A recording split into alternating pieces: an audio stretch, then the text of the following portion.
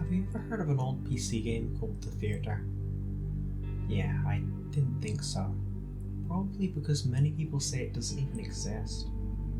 You see, The Theatre is an old computer game released around the same time as Doom. Today, if you ever find it, it's only available on crappy bootleg CD-ROMs, which, more often than not, don't even actually contain the game. The actual legitimate copies that they say were released back in the day feature a blank cover with nothing but the sprite of what has been since named the Ticket Taker.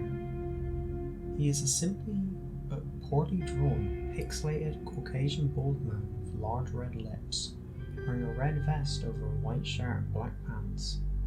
He is completely emotionless, though some say that if you smash the disc, his face is shown to be angry the next time you look at the cover. But this is just dismissed as urban myth. What is peculiar about the theatre, though, is that there's no developer named on the jewel case, nor a game description on the back. It is simply the Ticket Taker on a white backdrop on both sides. The game was initially known for its inability to install correctly. The installation process immediately locks up your computer when the user reaches its licensing agreement. Also strange about the licensing agreement for the theatre is that whenever the development studio is supposed to be named, the text is simply a blank line. Anyways, most people who have claimed to own one of the original CDs say they figured out how to install the game by simply rebooting their computer on the licensing agreement or the discs inside. Then they prompted to press I agree and start up. Then they continue with the installation. The game then starts up without any introduction besides the main menu, as simply the sprite of the movie theatre's exterior on empty city street. The title fades in, and then the three menu buttons: New Game, Load, Options. Selecting Options immediately crashes the game desktop. Load is set to not function at all, even if you do have a saved game. Nothing happens when pressing. Thus, New Game is the only working menu option.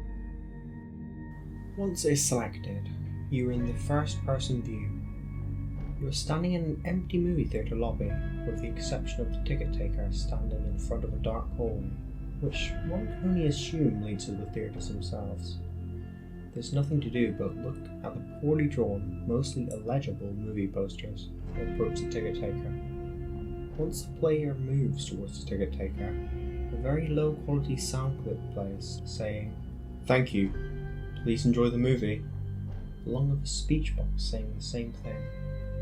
You then walk into the hallway and the screen fades to black, and you're back in the empty lobby, and you do the exact same thing again and again and again. While this may seem like a really horrible game, a number of peculiar things occur as you continue to play it. The number of times you have to continue into the hall after giving a ticket to the ticket taker before the strange events happen is unknown. Most state that it's completely random and can take anywhere from the first playthrough to the 400th. What happens though has deeply disturbed some players. The first occurrence is when the player fades back in after moving into the hallway. This time, they will notice the ticket taker is completely absent. The player then, without any other options, decides to walk into the dark hallway. The sound clip and text box mentioned previously still play in the absence of the ticket taker, but when the player walks into the hallway, the screen does not fade out. It goes pitch black as they walk deeper into the hall, but the player's footsteps sound clip is still playing as they continue to push the up button on their keyboard. Those claiming to have played the original game report that they have felt extremely uncomfortable walking down the hallway, anticipating the whole way something horrible happening. Well, eventually, the player is unable to move forward. There is nothing for a few moments before a strange sprite that's described as the ticket taker but with a swirl for a face appears, and stands before the player. The original players of the game say that their bodies immediately froze up and their stomachs churned when they saw the sprite. That has been appropriately named Swirly Head Man. Nothing happens as Swirly Head Man stands before them. Then suddenly a piercing screech plays and the game glitches out. This lasts for a few minutes, with the screeching being continuous. Then the players abruptly return to the lobby, with all the sounds and graphics being as they should be. The game continues normally for the next couple of cycles of entering the hallway, with a couple of the original players claiming the swirly man would briefly appear and disappear in the corner of the screen, as a brisk yelp sound effect played. Then, at some point after meeting the swirly head man, the player sees the ticket taker pacing back and forth, though there's no walking animation. The sprite's limbs are completely static, but he just hops slightly up and down as a substitute, with his eyes being wide and his mouth open to simulate a worried facial emotion. Some players noted that the movie posters have been replaced with images of the swirly headman, which caused them to immediately turn their character's head away from the posters and approach the ticket taker.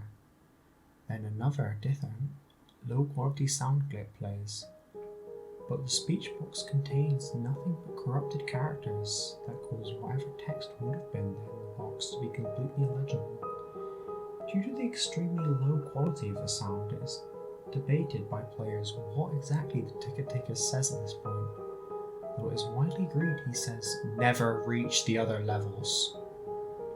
Then the screen fades out once again and returns the player back to their starting point in the lobby. But the ticket taker is gone, and the hallway is blocked off by a large brick wall sprite. Touching the brick wall will immediately crash the game, and that's all there is to it. No one knows what the other levels are or how to gain access to them, nor is it known why the swirly headman causes such acute fear in those who have seen him in the game. All the original copies of the theatre have either been lost or destroyed, but the creepiest part is the fact that all the original players of the game claim to occasionally see a brief glimpse of the swirly headman